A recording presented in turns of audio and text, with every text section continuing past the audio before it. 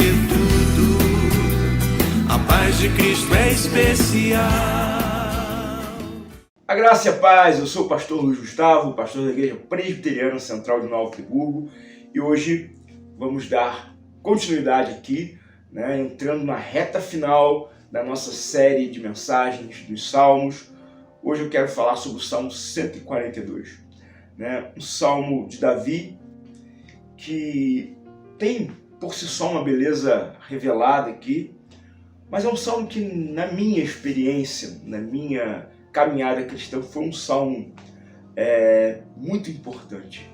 Me lembro que, ainda bem jovem, visitando a igreja na qual eu me converti, a igreja a qual eu passei a minha vida cristã toda, e a igreja que hoje eu tenho a graça e o privilégio de pastorear, o coral da minha igreja cantava o hino 142, o Salmo 142, numa versão linda, com a minha voz clamo ao Senhor, com a minha voz ao Senhor suplico, diante dele a queixar-me eu estou, diante dele exponho a minha aflição. Sabe, fez tanto sentido para mim, fez tanto significado para mim, e eu considero esse salmo, eu considero essa canção parte do processo no qual o Senhor transformou a minha vida, cativou a minha mente, o meu coração e deu início a um processo de transformação na minha história. Então eu quero compartilhar com você hoje e ver algumas verdades extraordinárias reveladas no Salmo de número 142. Acompanhe a leitura comigo desse belo salmo. Ao Senhor ergo minha voz e clamo, com a minha voz suplico ao Senhor.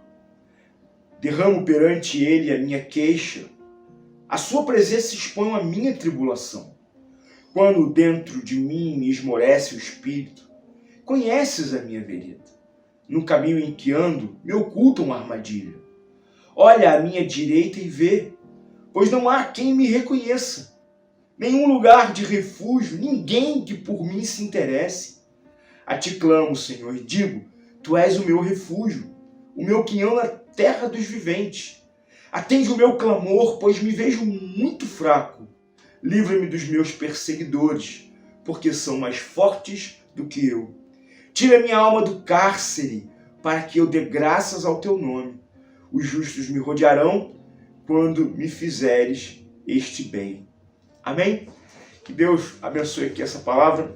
Então nós vamos pensar algumas coisas aqui oportunas para a nossa reflexão hoje. Bom, em primeiro lugar, esse salmo aqui, ele destrói, ele desconstrói toda aquela visão de que o crente é alguém que não pode passar por luta, de que o servo do Senhor é alguém que não pode passar por tribulação, que ele deve rejeitar, que ele deve descartar, que ele deve quase que exorcizar qualquer tribulação, que ele deve atribuir ao diabo, enfim.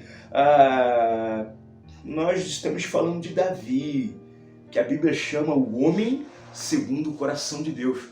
Então, você vai ver que esse salmo revela para mim e para você uma condição adversa que Davi está vivendo. O meu Senhor Jesus viveu uma condição adversa.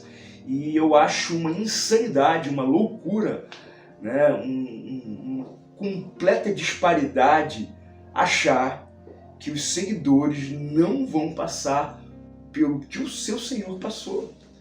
Se fizeram isso com ele, se crucificaram o meu Senhor, por que achar que esse mundo vai me honrar? Nós queremos muito, parece que construímos a visão da igreja, parece que construímos a visão pessoal cristã, como tendo por expectativa base ser honrado no mundo. E é insano achar que o mundo que crucificou a Cristo há de honrar os seus seguidores. Não, não vai. Não é assim. É uma expectativa equivocada. Então, eu quero mostrar para você algumas coisas aqui. Davi começa em uma oração. Ao Senhor ergo a minha voz e clamo, com a minha voz suplico ao Senhor.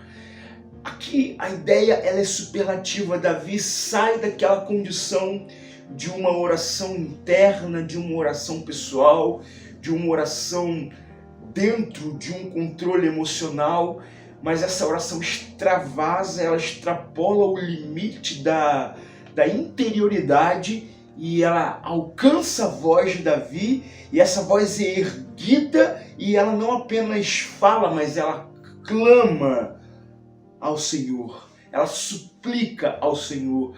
Há uma profunda dor no coração de Davi, há um profundo drama no coração de Davi, e para começar esse salmo, eu acho que ele se iguala a mim e a você. Eu acho que ele se equipara a mim e a você, porque certamente eu tenho os meus dramas e você tem os seus dramas, e a oração aqui ela encontra um lugar de extravasar. Ela sai não controladamente, não debaixo do nosso controle, mas a ideia de clamar, no inglês é shout, é gritar, é falar alto, é algo que sai não dentro do controle, mas na expressão máxima da minha emoção. É assim que Davi está. Por que ele está assim? E ele apresenta a sua queixa diante do Senhor. E diante do Senhor, ele expõe a sua tribulação. A tribulação no coração de Davi. E a primeira coisa certa que Davi faz, a primeira coisa certa que ele nos ensina é erguer a voz ao Senhor, é chorar diante do Senhor, é fazer a queixa dele diante do Senhor e expor diante do Senhor a sua tribulação.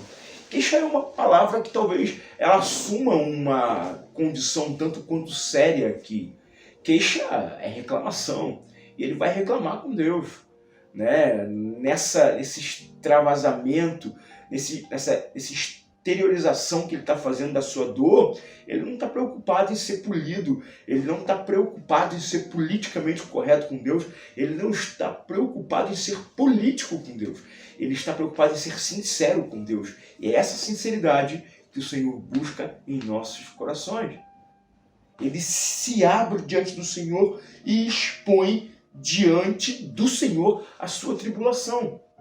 E os versículos seguintes desse salmo vão me dar conta em que pesa essa tribulação, do que é feita essa tribulação de Davi. Primeiro, ele diz assim: dentro de mim esmorece o meu espírito. Ou seja, o que Davi está dizendo aqui é que há um esmorecimento no espírito, né? A palavra espírito no hebraico é ruá, que traz a ideia de vento, né? E a palavra, nós vamos ver no grego, existem algumas palavras, entre elas a pneuma, né? Que vai ser traduzido para o latim e para o português também como ânima, né? A ideia do ânimo. O que há aqui é um esmorecimento do espírito, um esmorecimento do ânimo. Davi está desanimado. E esse desânimo, em alguns momentos, alcança um lugar de prioridade na nossa vida, e esse desânimo é crônico. Talvez você que esteja me ouvindo agora viva um desânimo crônico na sua vida, por conta de tristezas, por conta de frustrações, por conta de momentos difíceis na sua vida, por falta de recursos, sejam eles físicos, humanos ou até mesmo espirituais. Desânimo é a situação de Davi aqui nesse texto, mas ele diz: o Senhor conhece o meu caminho aqui. O Senhor sabe que eu estou desanimado. E ele continua dizendo: no caminho em que ando me ocultam armadilhas.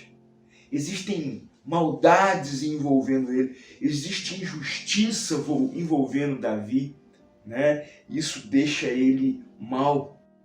E essa maldade, acompanhada do seu desânimo, se torna muito maior e muito mais potente quando no verso 4 ele diz assim: olha, Senhor, né? Ele se refere ao Senhor, olha à minha direita e vê, pois não há quem me reconheça, nenhum lugar de refúgio.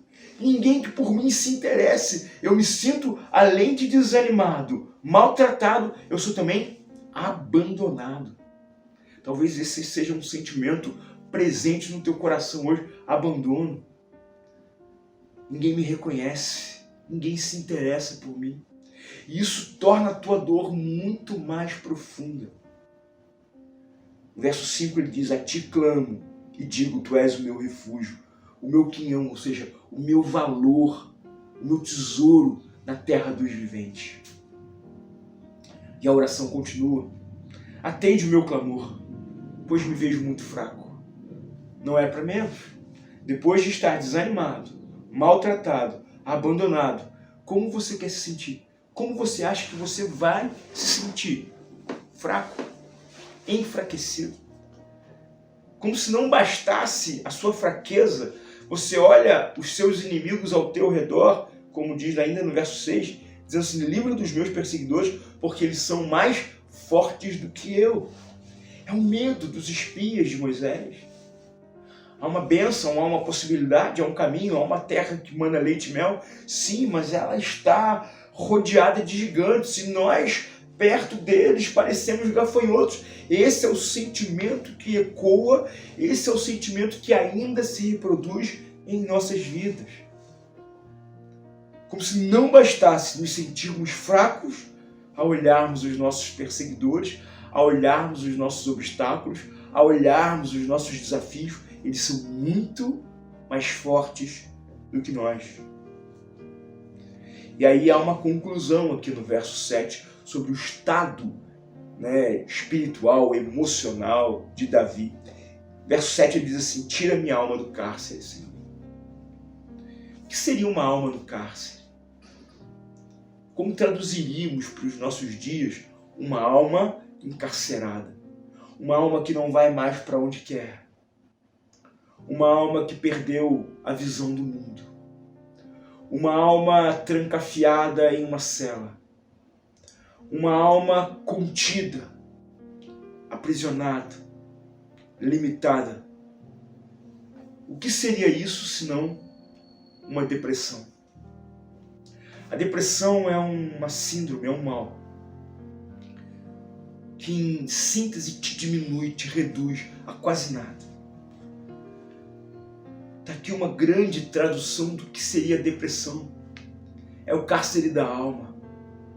Davi entende, Davi olha, Davi percebe e sente a sua alma encarcerada. Mas ele termina dizendo: abre as portas desse cárcere, Senhor. Tira minha alma dessa prisão, para que eu dê graças ao teu nome. Os justos me rodearão quando me fizeres esse bem. E aí eu vejo algo extraordinário que eu quero retornar e olhar para você.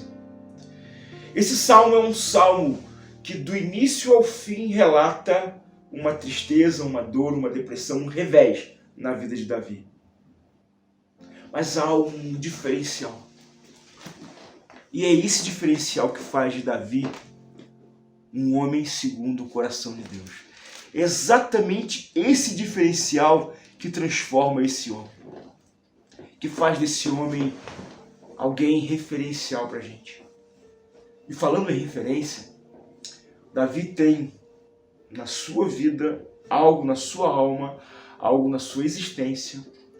Eu tive um professor que criou um termo, e esse termo eu gosto de usar até os dias de hoje, é a telreferência, ou seja, referência em Deus, ou Deus como referência. A telreferência é exatamente o que Davi vivia, o que Moisés vivia, o que Elias vivia. A telreferência talvez possa ter sido criada a partir de um novo vocábulo, mas a essência dessa telreferência existe desde que Deus criou o homem.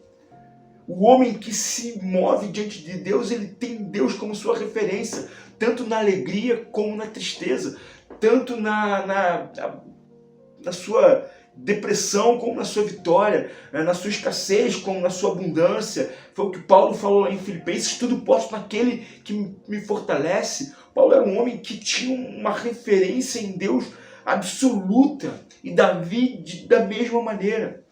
Eu quero mostrar para você algo que surge como um acróstico nesse salmo, e eu acho essa grande beleza oculta do salmo, que o salmo ele é composto de dores, mas ele é iniciado, sustentado no meio e encerrado com confiança. O salmo começa com Davi falando com Deus: ao Senhor ergo a minha voz e clamo. No meio do salmo, Davi diz no verso 5: a ti clamo, Senhor, e digo, tu és o meu refúgio. E o salmo termina com Davi dizendo: tira minha alma do cárcere para que eu dê graças ao teu nome. Nada tem a ver com Davi, tudo tem a ver com Deus. É esse o sentimento de Paulo em Romanos capítulo 11, quando ele diz: porque dele, por meio dele e para ele são todas as coisas. O maior desafio da nossa vida é ter Deus no início, no meio e no fim das nossas tribulações. É ser tudo dele, por meio dele e para ele. A minha vida, a sua vida, a minha igreja, a sua igreja, elas não têm fim em si próprio. Tudo é para o Senhor. Tudo é para o nosso Deus. Então, querido, que o Senhor te abençoe. Coloque diante do Senhor. Coloque essa telreferência no princípio, no meio e no fim da sua vida. Amém? Que o Senhor te abençoe. Que a graça do Senhor seja contigo. Nos vemos no próximo programa. Graça e paz. De coração, irmão, quero te declarar a paz que vem de Jesus e vale muito, muito mais do que ouro ou outro metal, mais do que tudo, a paz de Cristo é especial.